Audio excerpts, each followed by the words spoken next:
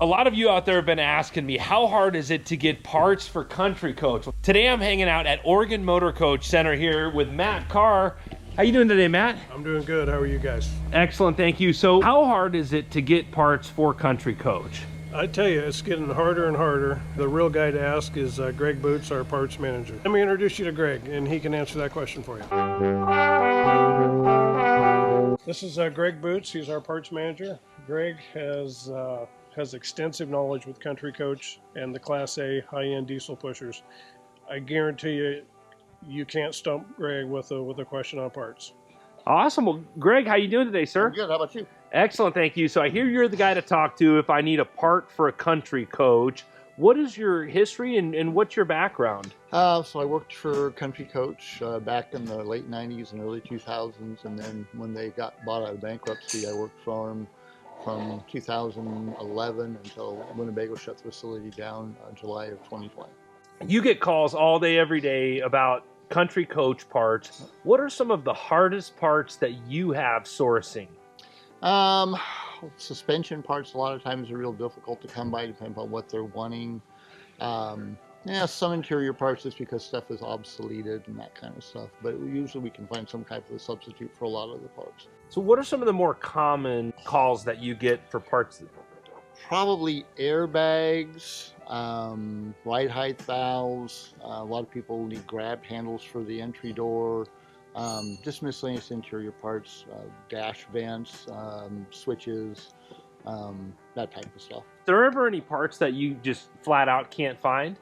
Yeah, there's a lot of stuff that is difficult to come by sometimes. Any of the like interior carpet, tile, wallpaper, stuff like that, most of that's been obsoleted by the manufacturer, so there's no substitutes for that kind of stuff. Some of the other parts like switches and stuff like that, some of the parts have become obsoleted, but there's usually something we can substitute for a lot of that kind of stuff. So most of that stuff is aesthetic, but most of the main parts that run the systems, you guys still have access to? Yep, in some way or another, yep.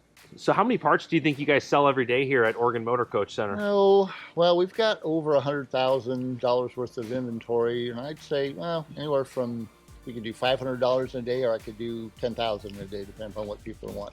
They're always coming and going. Now, you don't have just Country Coach parts. You guys carry other RV parts as well? Yeah, we carry stuff for Monacos.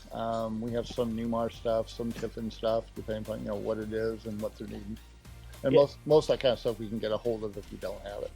Is there any advice that you would have for RV owners out there on certain parts that they should keep in stock as backups?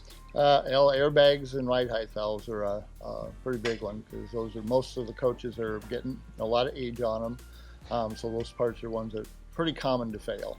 So a lot of people will get extra ones just to carry with them just in case they do have a failure. Yeah, now are those airbags made by Country Coach, or are those third party? They're third party, usually Firestone or Goodyear. So you could still get them, yes. Even though. Yeah, there's some of the numbers have been obsoleted, but we found substitutes for a lot of them. Awesome. And anything you think would be good for the folks on YouTube to know about Country Coach? Well, we pretty much can do anything part-wise that you need, hopefully. If it's something that's still available, we either have it or can get it. Greg, I can't thank you enough for taking the time to share that information with myself and the folks out on YouTube. I greatly appreciate all of you out there on YouTube subscribing to the channel and liking these videos. I hope you're all having a great day. Thanks again. Thanks, everybody.